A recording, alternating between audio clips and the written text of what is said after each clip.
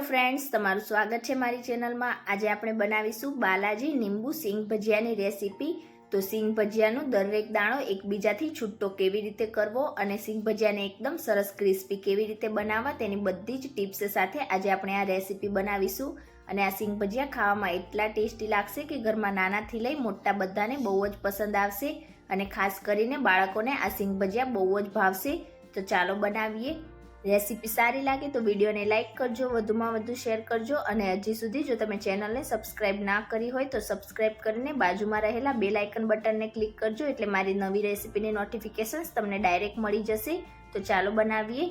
તો અહીંયા મેં સિંગ ભજીયા બનાવવા માટે 1 કપ જેટલા કાચા સિંગદાણા લઈ લીધા છે। તો અહીંયા તમારે સિંગ ભજીયા બનાવવા માટે શેકેલા સિંગનો ઉપયોગ બિલકુલ પણ નથી કરવાનો, કાચા સિંગદાણાનો જ યુઝ કરવાનો છે।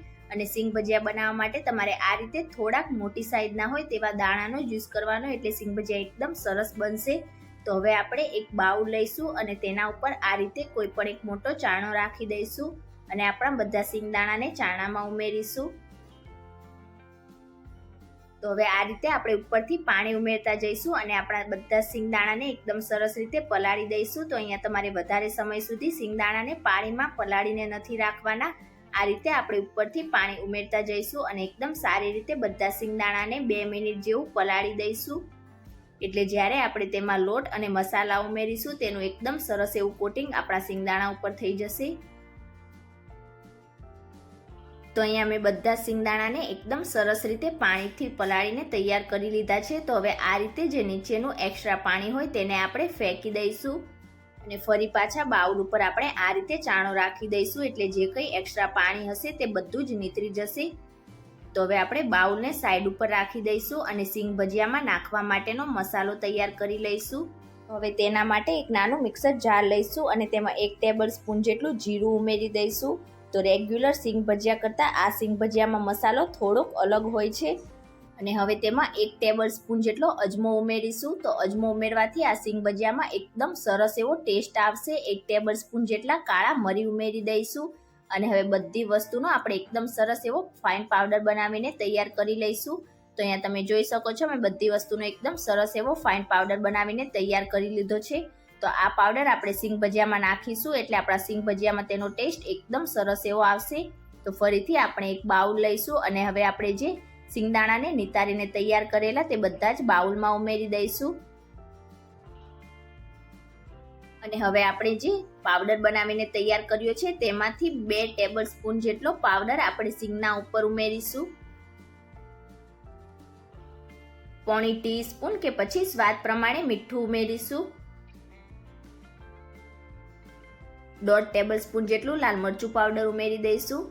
તો અહીંયા લાલ મરચું પાવડર તમે તમારા ટેસ્ટ પ્રમાણે વધારે કે ઓછું પણ કરી શકો છો। અને હવે આપણા સિંગદાણાને એકદમ સરસ ક્રિસ્પી બનાવવા માટે મેં અહીંયા 1/4 કપ જેટલો કોર્નફ્લોર લઈ લીધો છે। અહીંયા જો તમારા ઘરમાં કોર્નફ્લોર અવેલેબલ ના હોય તો તમે તેની જગ્યાએ ચોખાના લોટનો યુઝ પણ કરી શકો છો। તો અત્યારે આપણે 2 ટેબલ સ્પૂન જેટલો કોર્નફ્લોર સિંગના દાણામાં ઉમેરીશું અને હવે બધી જ વસ્તુને આપણે એકદમ સરસ રીતે મિક્સ કરી લઈશું। તો અહીંયા આપણે સિંગદાણાને પલાળીને લીધા હોવાના લીધે તેમાં મસાલાનું કોટિંગ એકદમ સરસ રીતે થઈ જશે। અને હવે તેમાં 1/4 ટીસ્પૂન જેટલી હળદર ઉમેરીશું।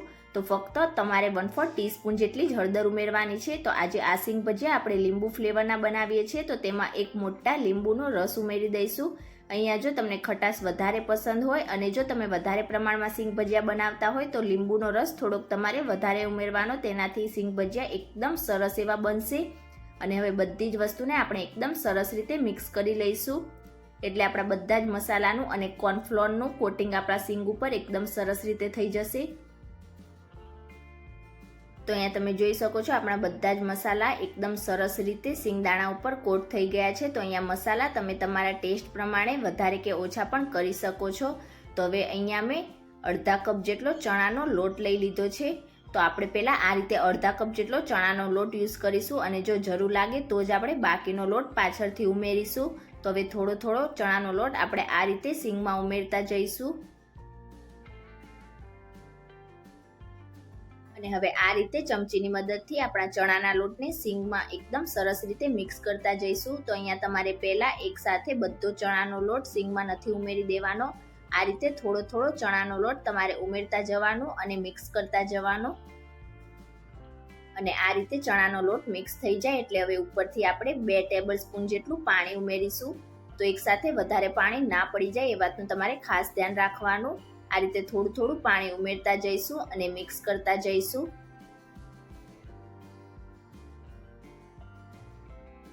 અને હવે ફરી પાછો આપણે થોડો થોડો કરીને ચણાનો લોટ ઉમેરતા જઈશું. ઉપરથી 1 ટીસ્પૂન કે 1 ટેબલ સ્પૂન જેટલું પાણી ઉમેરતા જઈશું અને મિક્સ કરતા જઈશું. તો અહીંયા તમને જરૂર લાગે એટલું જ તમારે પાણી લેવાનું છે, વધારે ના પડી જાય એ વાતનું તમારે ખાસ ધ્યાન રાખવાનું. તો આ જ રીતે એકદમ સરસ રીતે મિક્સ કરતા જઈશું એટલે આપણા ચણાના લોટનું કોટિંગ સીંગ ઉપર એકદમ સરસ રીતે થઈ જશે.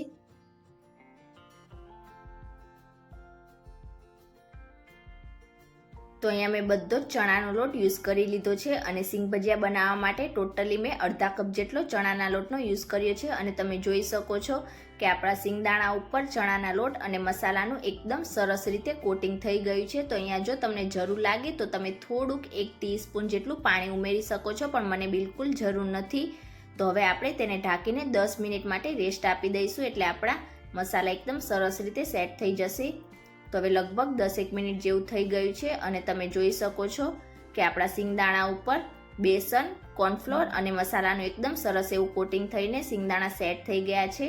પણ અત્યારે આપણા બધા સિંગદાણા એકબીજા સાથે ચોંટેલા છે. તો હવે સિંગ ભજીયાને એકદમ સરસ એકબીજાથી સેપરેટ કરવા માટે આપણે જે કોર્નફ્લોર લીધો હતો તેને આ રીતે થોડો થોડો ઉમેરતા જઈશું અને ચમચીથી એકદમ સરસ રીતે મિક્સ કરતા જઈશું. તો આ રીતે આપણે ઉપરથી થોડો થોડો કોર્નફ્લોર ઉમેરીને મિક્સ કરતા જઈશું એટલે આપણા બધા જ સિંગ ભજીયા એકબીજાથી સેપરેટ થઈ જશે અને જેવા પેકેટમાં સિંગ ભજીયા મળે છે એવા જ આપણા સિંગ ભજીયા બનશે.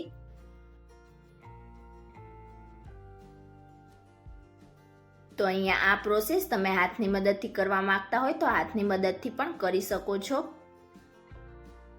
તો અહીંયા મેં બધો જ કોર્નફ્લોર ઉમેરી દીધો છે અને સિંગ ભજીયા બનાવવા માટે મેં ટોટલી 1/4 કપ જેટલો કોર્નફ્લોર લઈ લીધો છે. તો જો કોર્નફ્લોર ના હોય તો તમે તેની જગ્યાએ ચોખાનો લોટ પણ વાપરી શકો છો, પણ કોર્નફ્લોરથી રિઝલ્ટ વધારે સારું આવશે. તો અહીંયા મેં બધા સિંગ ભજીયાને એકબીજાથી સેપરેટ કરી લીધા છે અને જો કોઈ સિંગ ભજીયા આ રીતે એકબીજા સાથે ચોંટેલા હોય તો તમે તેને હાથની મદદથી આ રીતે અલગ કરી શકો છો. અને જો તમને લાગતું હોય કે તમારા સિંગ ભજીયા વધારે પડતા એકબીજા સાથે ચોંટેલા છે તો તમે ઉપરથી ફરીથી 1 ટીસ્પૂન કે 1 ટેબલ સ્પૂન જેટલો કોર્નફ્લોર કે ચોખાનો લોટ ઉમેરીને મિક્સ કરશો એટલે તમારા બધા સિંગ ભજીયા એકબીજાથી સેપરેટ થઈ જશે. તો અહીંયા વધારે પડતો કોર્નફ્લોર કે ચોખાનો લોટ સિંગ ભજીયામાં ના પડી જાય એ વાતનું તમારે ખાસ ધ્યાન રાખવાનું. તો હવે આપણે સિંગ ભજીયાને તળી લઈશું. તો તેલને ચેક કરવા માટે આપણે આ રીતે તેલમાં એક સિંગ ભજીયું ઉમેરીશું. તો અહીંયા થોડીક જ વારમાં તમે જોઈ શકો છો આપણું સિંગ ભજીયું એકદમ સરસ રીતે ક્રિસ્પી થઈ ગયું છે અને તેના ઉપર હલકો એવો ગોલ્ડન બ્રાઉન કલર પણ આવી ગયો છે, મતલબ કે આપણું તેલ સિંગ ભજીયા તળવા માટે એકદમ પરફેક્ટ છે. તો હવે ગેસની flame law to medium side રાખીશું અને હવે આ રીતે આપણા સિંગ ભજીયાને જારામાં લઈને તેલમાં ઉમેરીશું. તો આ રીતે આપણે સિંગ ભજીયાને તેલમાં ઉમેરીશું એટલે તેલમાં ઘણા બધા બબલ્સ આવશે. જેમ જેમ આપણા સિંગ ભજીયા ક્રિસ્પી થતા જશે તેમ તેમ બબલ્સ પણ ઓછા થતા જશે. તો તમારે સિંગ ભજીયાને તરત નથી પલટવાના, 1 મિનિટ જેવું થઈ જાય ત્યાર પછી તમારે તેને પલટવાના છે. હવે લગભગ 1 મિનિટ જેવું થઈ જાય એટલે આપણે આ રીતે જારાથી બધા સિંગ ભજીયાને સેપરેટ કરી લઈશું અને અલટતા પલટતા જઈને એકદમ સરસ આપણા સિંગ ભજીયા ક્રિસ્પી અને ગોલ્ડન બ્રાઉન કલર જેવા થાય ત્યાં સુધી તેને તળી લઈશું. અહીંયા સિંગ ભજીયાને તમારે વધારે પડતી હાઈ ગેસની ફ્લેમ પર કે પછી લો ગેસની ફ્લેમ પર બિલકુલ નથી તળવાના. જો તમે હાઈ ગેસની ફ્લેમ પર તળશો તો ઉપરથી ક્રિસ્પી થઈ જશે અને અંદરથી આપણા સિંગ ભજીયા એકદમ સોફ્ટ રહેશે. તો તમારે મીડિયમ ગેસની ફ્લેમ પર જ સિંગ ભજીયાને તળવાના છે. તો અહીંયા તમે જોઈ શકો છો આપણા તેલમાં પહેલાં કરતાં ઘણા બધા બબલ્સ ઓછા થઈ ગયા છે. તો જેમ જેમ આપણા સિંગ ભજીયા ક્રિસ્પી થતા જશે તેમ તેમ આપણા તેલમાં બબલ્સ પણ એકદમ ઓછા થતા જશે અને આપણા સિંગ ભજીયા પણ એકદમ સરસ એવા ક્રિસ્પી થવા લાગ્યા છે. અહીંયા સિંગ ભજીયાને તળતા મને લગભગ 3 થી 4 મિનિટ જેવું થયું છે અને આપણા સિંગ ભજીયા એકદમ સરસ એવા ક્રિસ્પી પણ થવા લાગ્યા છે. તો હવે આપણે આપણા સિંગ ભજીયાને બાઉલમાં નીકાળી લઈશું.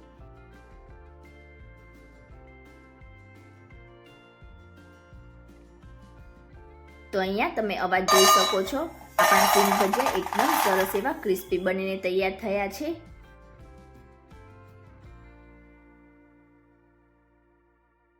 અને હવે ગરમ ગરમ સિંગ ભજીયા ઉપર આપણે થોડો કાળા મરીનો પાવડર સ્પ્રિંકલ કરીશું, થોડોક ઉપરથી ચાટ મસાલો સ્પ્રિંકલ કરીશું અને થોડોક લાલ મરચું પાવડર સ્પ્રિંકલ કરીશું. તો આ રીતે ગરમ સિંગ ભજીયા હોય તેના ઉપર આપણે મસાલો સ્પ્રિંકલ કરીને મિક્સ કરીશું, એટલે સિંગ ભજીયા ખાવામાં એકદમ ટેસ્ટી એવા લાગશે.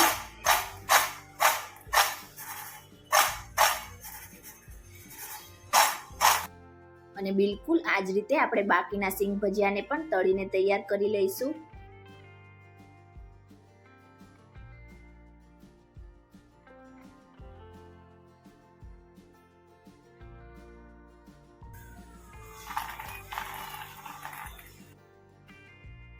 ફરીથી ઉપરથી થોડુંક લાલ મરચું પાવડર છાંટીશું અને મિક્સ કરી લઈશું. તો અહીંયા મેં બિલકુલ આ જ રીતે બધા સિંગ ભજીયાને તળીને તૈયાર કરી લીધા છે અને તમે જોઈ શકો છો કે આપણા બધા સિંગ ભજીયા એકદમ સરસ એવા ક્રિસ્પી બનીને તૈયાર થયા છે. આ રીતે આપણે સિંગ ભજીયાને પ્રેસ કરીને તોડીએ તો ઉપરનું લેયર તમે જોઈ શકો છો એકદમ સરસ રીતે તૂટી જાય છે. તો ઠંડા થયા પછી હજી પણ આ સિંગ ભજીયા વધારે ક્રિસ્પી થશે. તો તમે ક્યારે આ રીતે લીંબુ ફ્લેવરના સિંગ ભજીયા ના બનાવ્યા હોય તો એકવાર આ રેસીપી જરૂરથી ટ્રાય કરજો. ખાસ કરીને બાળકોને તો આ સિંગ ભજીયા બહુ જ પસંદ આવશે. અને આજની મારી રેસીપી તમને કેવી લાગી એ મને કમેન્ટ કરીને ચોક્કસથી જણાવજો. અને જો રેસીપી સારી લાગી હોય તો વિડીયોને લાઇક કરજો, તમારા ફેમિલી અને ફ્રેન્ડ્સમાં શેર કરજો અને ચેનલને સબસ્ક્રાઇબ કરીને બાજુમાં રહેલા બેલ આઇકન બટનને ક્લિક કરજો, એટલે મારી દરેક નવી રેસીપીની નોટિફિકેશન્સ તમને સૌથી પહેલાં મળતી રહેશે. Thank you for watching.